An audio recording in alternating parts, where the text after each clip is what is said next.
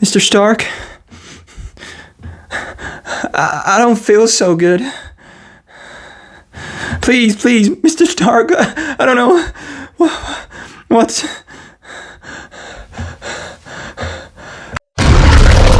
Yeah. I actually feel a whole lot better now. Thanks, Tony. Hello everyone and welcome back to Rosenthal Reviews. Today we're talking about Venom the Last Dance in spoilery goodness. That is your warning. If you have not seen Venom the Last Dance, I'm going to be talking characters, plot points, endings, all of that good stuff. There's your warning. Save this video, come back to it later. Let's get into it. So, let's get started with my favourite element of the film, and that was the action. We've got three main action set pieces, I'd say, here. We've got our opening when Venom is in that dog dealer lair, whatever that was.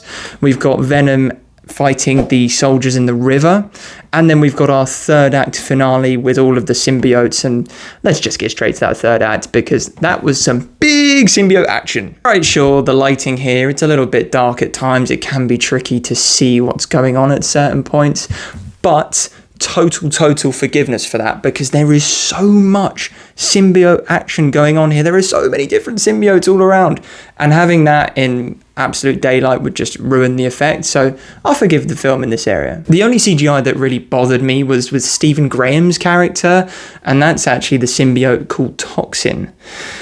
The lighting here is really weird, and the warp transformation effect that they give him is, again, not very realistic. And then that's kind of topped off with when you see Toxin speak as this full symbiote. The mouth doesn't really seem to line up and move at the correct times for me. So that was a CGI shot that completely took me out of the film. But beyond that, I'd actually say the CGI, the special effects here, they're done fantastically well. In particular, what was really good about the CGI was with the xenophage creatures, the things that Null sends to Earth to basically hunt Venom. Throughout this third act action scene, they looked incredible, and this blood spewing out the back of their head, lawnmower-like effect, that was brilliant, so creative. And towards the end of this action scene, we have that really nice goodbye between Eddie and Venom.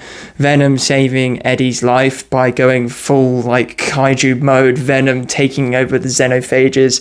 That was super cool, love that. Now, the symbiotes in this action scene, of course we had Toxin right at the start, who unfortunately perishes. R.I.P. Toxin. But beyond that, I didn't really recognise any other symbiotes in the action scene. I've heard rumours that Dr. Payne's character, who saves her friend right at the end of this scene, she transforms into Agony, the symbiote. But beyond that, it really is just this random symbiote free-for-all.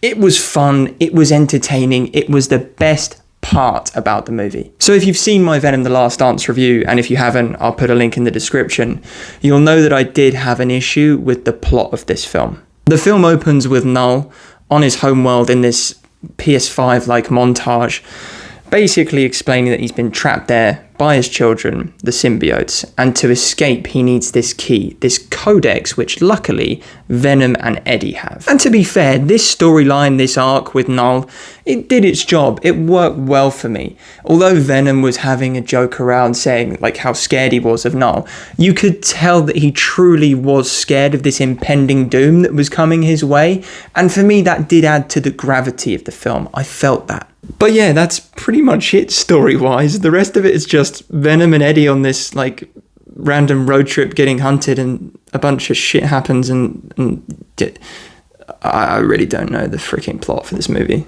As Venom and Eddie are being hunted, they meet Rhys Ifan's character and his family, and to me this entire sequence just didn't need to be in the film. Like, it really doesn't add much to it. I get it, they're trying to bring this family into the third act, add some emotional weight, but for me that was just something that again just seemed very random and not really needed. But from their involvement does come two highlights for me.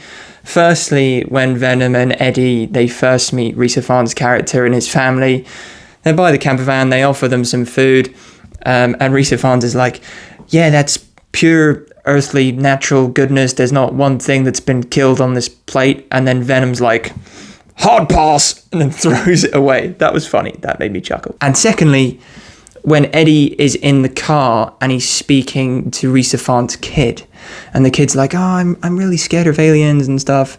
And Eddie's just reassuring him, having that fatherly moment. And then Venom turns to Eddie and says, "You'd make a good dad." I was like, oh, that's touching. You can see this relationship between Eddie and Venom and how it's enhanced over the year. And then we move throughout the film. Eddie and Venom, they get to Vegas, they break into a casino, there's gambling, there's dancing with Mrs. Chan. Again, it's really random, although I did actually quite like the dancing with Mrs. Chan, like Venom, like, nah, I'm going to save you my dancing skills, I am shit at dancing. So following the Vegas sequence, for me, there are two major plot holes which really took me out of the movie. The first of which is when the xenophage, it's hunting down, it is xenophage, right? I hope I've got that right. Let's call it the xenophage. It's hunting down Venom, right?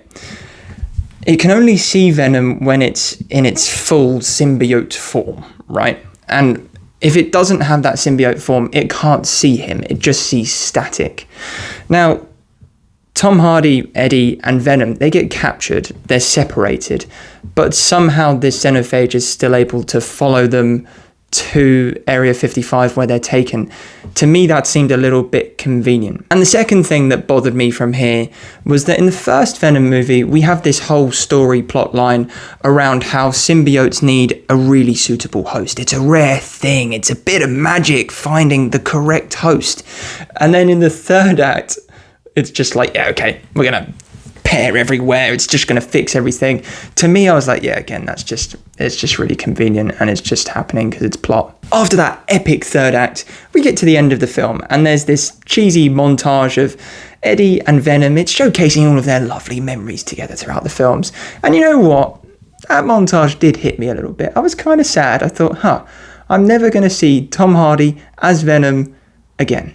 And on that rather somber note, I'm going to leave my spoiler chat there. Thank you very much for watching. What did you think of Venom the Last Dance? Let me know your spoiler thoughts in the comments down below.